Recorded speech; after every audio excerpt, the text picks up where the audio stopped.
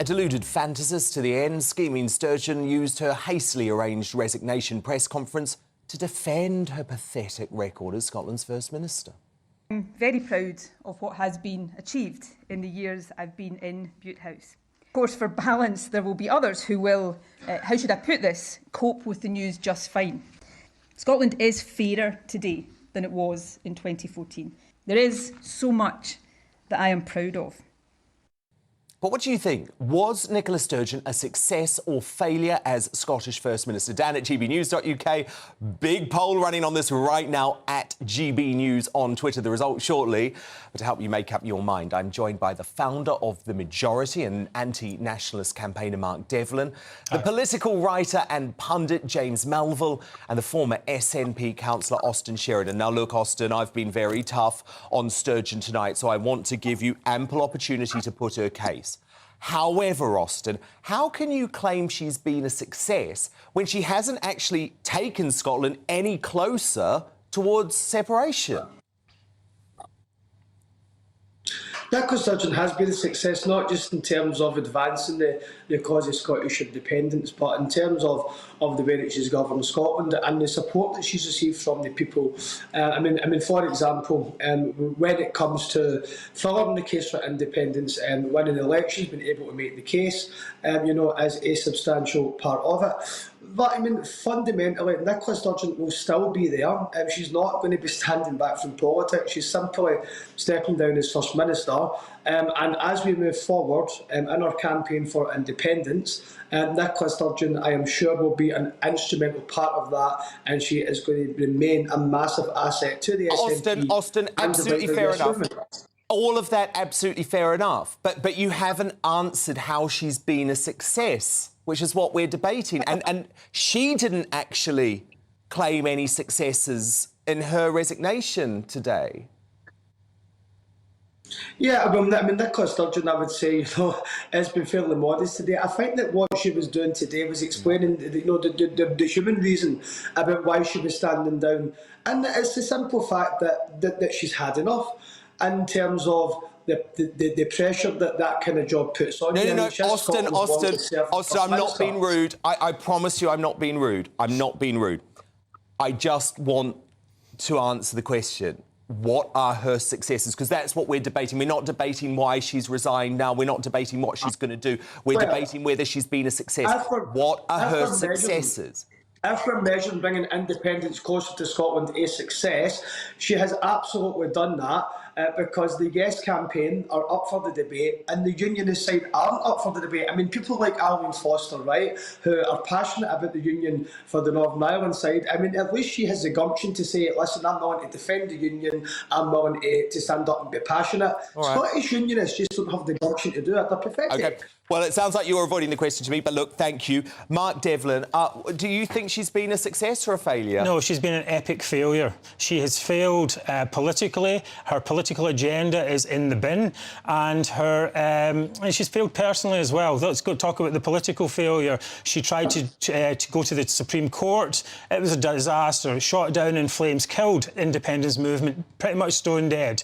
Then she tried to go for this de facto referendum scam. It's a complete nonsense, and everyone knows it's a nonsense as well. You cannot use a general election as a referendum. And then she went on with this gender nonsense, and she'd been brought down, if you could excuse me for being blunt, but she was brought down by Isla Bryson's penis. That's what's happened. So that's the political agenda. She's come to the end of the road on that. And there's a personal issue. Then she's been doing this since she was 16. Right, and she was supposed to be the person that took Scotland into the sunlit uplands of independence. And where is she now? She's resigning, and just as a failure.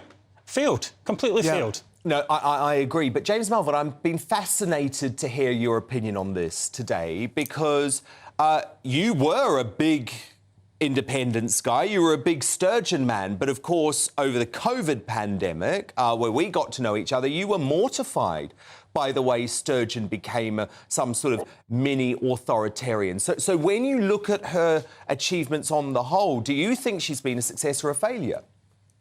My relationship with Nicola Sturgeon in terms of judging her is tricky. It's complicated.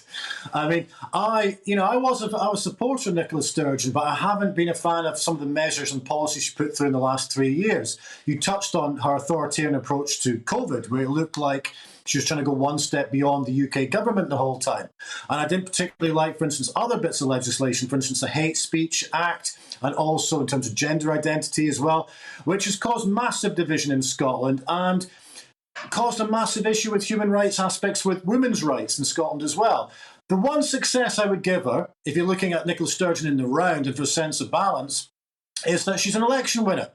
She's done it time and time again. She's made the SNP an election-winning machine. So I'll give her that. But it's not just also about, elections and policies and legislation. It's also about some of the standards that are happening in Scotland and our infrastructures in terms of what's happening with the health service, what's happening with education, what's happening with crime. And so I'm a believer in independence, but I think what we've got is now Nicola Sturgeon, her legacy will be almost a juxtaposition where she wants freedom for Scotland, but she was taking away, paradoxically, freedom from Scottish people with some of her legislation.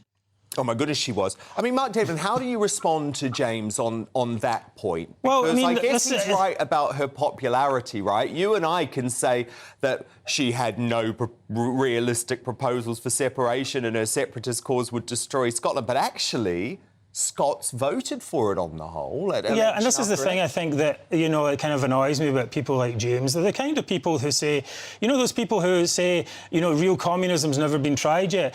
James is one of these guys who's like saying, well, real nationalism's never been tried yet. But we've had 14 years of this nationalism with Alex Salmond, first of all, Nicola Sturgeon. And, when you support authoritarian, incompetent nationalists so that you can get to your goal of independence, then is it really a surprise when those same incompetent nationalists, authoritarian nationalists, is it really a surprise when they come out with authoritarian laws? James, do you want to respond to that? I do. I think basically for me, independence isn't about the Scottish government. Independence is a bigger picture thing. I've got no time for so many of the policies that the SNP have put through over the last 3 years. It's just a romantic fantasy. That's what it is. Hold on. That is not my vision of Scotland in the future. I think Nicola Sturgeon has failed Scotland in a lot of ways over the last 3 years. But my vision of independence is something that is a much different set of policies to what the SNP are doing right now. To actually put the SNP government and independence in the same bundle. It's exactly what I just said. You've got a romantic idea of what nationalism is, and it doesn't matter if you put a smart suit on it and call it Nicola Sturgeon. It's still the same toxic, divisive nationalism that it always has been. Austin, how do you respond to that? Well, Nicola Sturgeon's biggest success is what these people have been critics of. I mean, say, for example, if we look at how Nicola Sturgeon led Scotland through the pandemic, she came across as very genuine, came across as very caring, which then resulted in the 47% of the national vote, 1.2 million votes. And the 2021 Scottish election, which happened during the pandemic, that she got the largest share of the vote and largest number of votes any political party had ever received, because she carried the people behind her. I mean, and then we look at the gender debate as well. What I find really interesting about the two panellists here is that they're saying that the things that divide people in Scotland, the things that put people off Nicola Sturgeon, are actually what people vote the SNP for. So it's pretty clear, looking at election results, which is how we measure the support of politicians, she's winning them. And that's okay, all right, thank you so much. We've had a good debate. How incompetent does that make the unionists then? Okay, I mean, if unionists are so competent, why have not been elected to government? Good debate. Austin Sheridan, Sturgeon supporter, SNP councillor. Thank you, Austin. We'll see you tomorrow. Thank you too to the founder of the Majority, a voice for Scotland's anti-nationalist majority, Mark Devlin. And of course, the social media sensation, James Melville. So who do you agree with? Was Nicola Sturgeon a success or failure as Scottish First Minister? Alan on Twitter says Sturgeon is a terrible politician, but the MSM's little darling. Her COVID figures were just as bad as Boris's, yet she came out of it smelling of roses. From David, how many failed Prime Ministers since Brexit has the UK had? Nicola was First Minister for 8 years. Very successful career on any scale. And from Kathleen via email, as a Scot, I am celebrating today. Nicola has left a very divided Scotland because of her obsession with independence. And your verdict is now in. It's overwhelming. Just 12% of you say that Nicola Sturgeon was a success as First Minister. 88% of you believe she failed.